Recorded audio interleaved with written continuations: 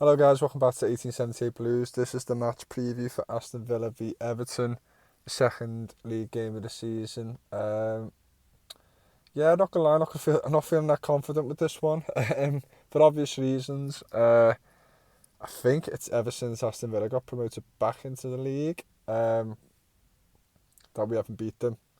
It's been since 2016 anyway, since we last beat Villa. I think it was 3-1 at Villa Park. Um, just a very long time ago, a pretty horrendous record, especially against a side who hasn't always competed at the top of the Premier League table, or even in the top 10, apart from last season, I think. Or at least trying to get European places. It's a pretty shambolic record, to be honest, and I know we've been shit for a while, but yeah, you've got to be competing more. We've had a couple of draws since then, but yeah, we fucking desperate for the win against these lot. Uh, yeah, last season I think we got beaten twice as well. Yeah, it's starting to already feel weirdly as a must-win game because these games come through thick and fast, and confidence can drop very quickly. And not picking up results, 2 losses in a row already. You know, if we do lose against Villa, it's a worrying start, you know what I mean? And especially if we don't perform or we don't score, it does get worrying. But it all could change in the matter few weeks with these transfers coming in. Um, Villa this year have done pretty good business. I don't think they needed to, teams who are seventh get a bit excited and can get a bit excited qualifying for Europe Conference League. Might want to build some squad depth, buy too many players trying to get up to fighting for Champions League places very quickly. It's good that they seem to be steady in what they're doing. I don't think there's no need for a rush with Villa. I don't think there's any need for risks. They bought players in like Musa Diaby. I think his first name is Musa. But he's bought Diaby in. He's already scored. Bought the Villarreal player for Torres. And then they've bought Zanolio or something like that from Galatasaray on loan today, and a couple other little signings. And yeah, listen, they got battered 5-1 by Newcastle.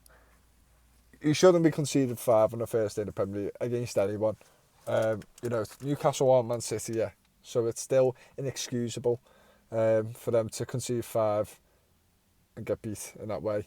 Against Newcastle, even though Newcastle got a very good home record and are playing brilliant football, and they're a very good team at the moment who are in the Champions League as well. But it's still, to me, no excuse. I think Villa's got higher expectations than that, and they're going to want to come and absolutely tear us apart, which it can happen. I've seen it happen. There's been games there in them recent years that we've been beaten by Villa and we should have lost by a lot more. But for some reason this way around, I don't feel like it's going to be that case. Using my head, you could say it's from an outside perspective, Villa should be winning this game. But I just have a feeling that it's gonna be a draw. I think Villa will, feel like it's drop points. I think they'll play well. But they know that Everton's going to dig in deep, especially after losing the first game of the season. I'm just hoping Everton players turn up, because a 1-1 draw is fantastic. Any sort of draw for Everton would be great. Anything from Villa Park would be amazing. And yeah, I just feel like we're just gonna hang on there really. I think it's gonna be a tough game. And I don't know we do predictions right away, but I just have a sneaky feeling that it's going to be a 1-1 draw. But yeah, it's the question of, is he going to start Mopé? And to me, he's saying more things in the press conference, and I'm seeing more pictures of him with the Everton media team posted on training and stuff, and it's just giving me, it's slightly worrying me that he's going to start again. Listen, I would not love nothing better for Mopé to absolutely fucking kick heads in and smash it. You know what I mean? I love it, but he's not.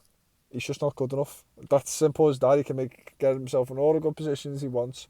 He's not a finisher, and he'll never be an Everton striker that can score more than 5 goals in the Premier League. I just can't see it. It's a question of starting DCL. This is like the main talking points, to be honest, with this lineup, because it's going to be pretty much the same squad in my opinion. I can't really see any other changes apart from potentially the striking position. There's a place for Danjuma, even though he's apparently not fit enough. I don't think he'll probably be on the bench. DCL had 90 minutes, as we all know, against Manchester United behind closed doors. And it's a big opportunity. It's a big opportunity for Everton to, especially if DCL started as well, to potentially, do something with this game. He's going to be a bigger threat. He makes such a difference, Dominic Calvert-Lewin. I never thought I'd say that because I've never really fully rated him, but he's the only real proper striker we have at the club. Yusuf Chirmiti, don't really know what's going on with him. A lot of people are saying he could start or he'd be on the bench. I really don't think so. I just can't see it at all.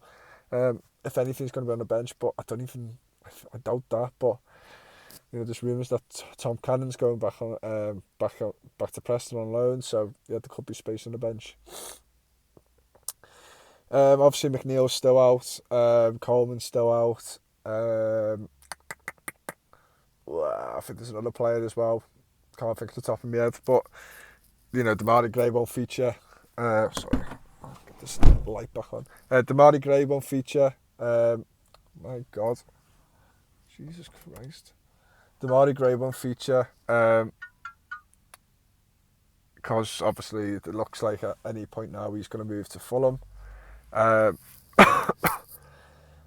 yeah, it's a. That's bright, that's burning my eyes out. Damari Gray looks like he's going. I think it'll start to happen if we do. There's been news tonight that Nonto has handed a transfer request to Leeds. Don't know if that's going to do anything. I think that's someone said on Twitter, responded to me on Twitter that it's probably just going to piss off the fans, and that's what he's done it for. But it wouldn't make sense. I feel like something's going to happen with that. I feel like it's just putting extra pressure on the club. I mean, to be honest, if a player like that goes and wants to go, and you don't want players controlling football clubs, no one's bigger than a club, the club should take a stance. But if he's unhappy and he's going to be a fucking pain in the arse, dock his wages or fine him a fucking hefty amount for breaching the rules of his contract or something. I don't fucking know. And if he goes, he goes, but you've punished him in some way or the other. He's taken a hit, if you could say. More news from now. About Che Adams as well. It would have been fantastic if he done that quite quick, like other teams have done with some random transfer targets, like Liverpool with Endo. Come out of nowhere. Next 24 hours later, he's moved. I was hoping with that with Che Adams, but it's a bit more complicated because Southampton need to find a replacement. But I think Che Adams will be. At first, I was a bit unsure, but I actually think he's going to be a big improvement to what we got.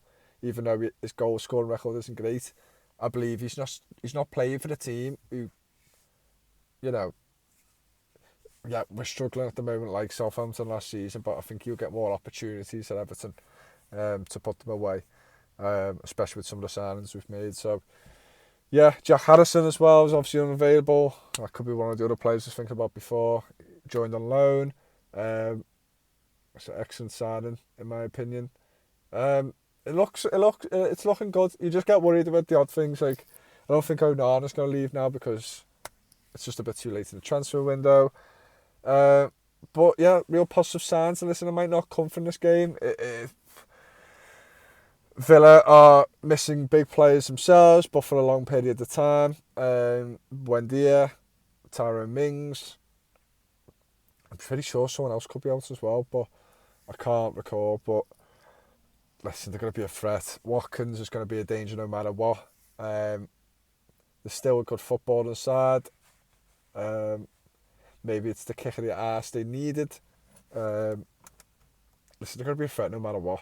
They're very good football side. Unai Emery's completely changed the club's mentality and quality and everything. He's completely turned it around, and yeah, I'm going to go into the game just thinking, it is what it is. I could still think it's just the start of the season, but I know how Everton are, and to me, every game's vital if we want to stay up. You know, if you're looking to a season that we're not going to do too much, but we're not going to get relegated, you can kind of brush these games off. But I'm so intense with Everton, and I'm just really wanting to hit that 40 points as quick as possible, or whatever the target is, at least 40 points, and you should be fine. But it's up to us to go and get it. You know, hopefully this could be a season where our away form isn't as bad as it has been, and we'll actually fight and actually pick up a lot of points off the road. It takes the pressure off Goodison Park a bit, which would be nice, because our record there hasn't been fucking great, to be honest. Even though we've got the vital victories we've needed there, the record's shambolic for what Goodison Park used to be, the record. So, yeah, it's a tough game. Like I said, I think it's going to be 1-1, but it could easily end up with a loss. Can't see us winning, but you see crazy shit in football, so you can never rule it out, even though it looks impossible from here. I'd like to see a bit more of Onana. I want to see more of Onana. I think he played quite well at Fulham, especially in the first half. I want to see him progress more and bag a goal, be the threat. You know, he's got the height, he's got the physicality, he's got the drive. Use it more. I'd like to see him a bit more forward, to be honest. I know he doesn't look like he's great at finishing, but if he can provide a threat and create space for others, I'm all for it, and be a threat in the box. But yeah, Ashley Young playing against his old club as well. I think he'll get respected. Like, but yeah, it's just it's a tough one to. It's really hard to discuss what Everton are going to be, how they're going to line up in this game and how they're going to play, because it's to me, I don't think Dyche is going to change much. I said, apart from the striking position potentially, because we played pretty well against Fulham. Defensively, we looked sound apart from that moment when Fulham scored. So we're going to have to see, aren't we? But yeah, it's just one of them. I just think we're just going to have to dig deep. I just hope someone produces some quality out of nowhere, which we're going to need. Yeah, not feeling very confident. I'm not feeling confident at all, but listen, we'll move on. We'll see what happens Sunday. I'm going to watch it. And yeah, let's hope for a point on the board, because it won't be a nice feeling with 2 games in with 0 points. But yeah, Sheffield United got beat tonight, so at least we're not the only team. Anyway, I'll see you all soon. I'll see you for the match reaction.